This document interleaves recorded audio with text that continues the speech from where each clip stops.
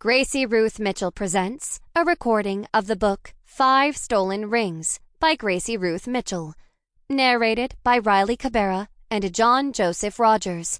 Copyright 2024 by Gracie Ruth Mitchell. All rights reserved.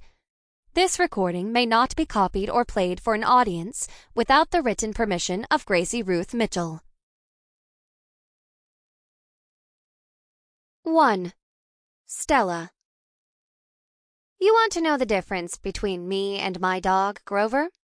Grover looks cute when he slinks home with his tail tucked between his legs. Actually, that's not entirely true. Grover is a pretty ugly dog.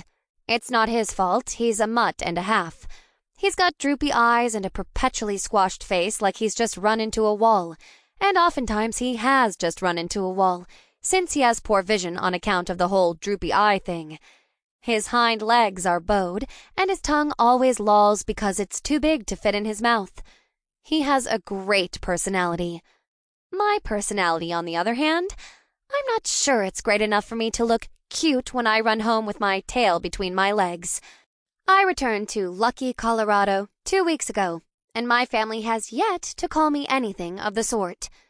I've moved back in with my parents, so that's really good and fulfilling and exactly where I want to be.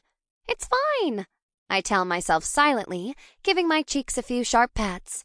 Lots of people live with their parents. You're lucky they love you enough to let you stay.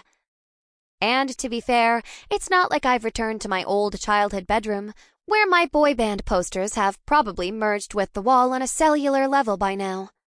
I'm renting the basement, which as of my occupancy is its own living unit, its own freezing living unit, because Lucky in the winter is frigid, and the heat circulation in my parents' house is subpar.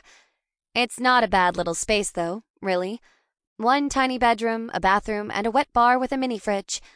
I set up a microwave, and if I need to cook, I'm fine with going to the kitchen upstairs. I'm just grateful for my own space. But the first thing I did when I moved in was buy a space heater for the bedroom. I'll probably end up buying another once I figure out where I need it most, and where it will fit. Because if I have to choose between room for a space heater and room for my books, I'll choose the books. I've been slowly but surely unpacking my library in between bouts of lying face down on the floor and wondering how my life managed to go so wrong. Mrs. Driggs across the street saw me carrying a stack of my favorite books last week, and she told me about tonight's book club. I thought it would be good for me to go and make peace with my new existence. I used to water Dina Driggs flowers for $5 an hour. Sample complete. Ready to continue?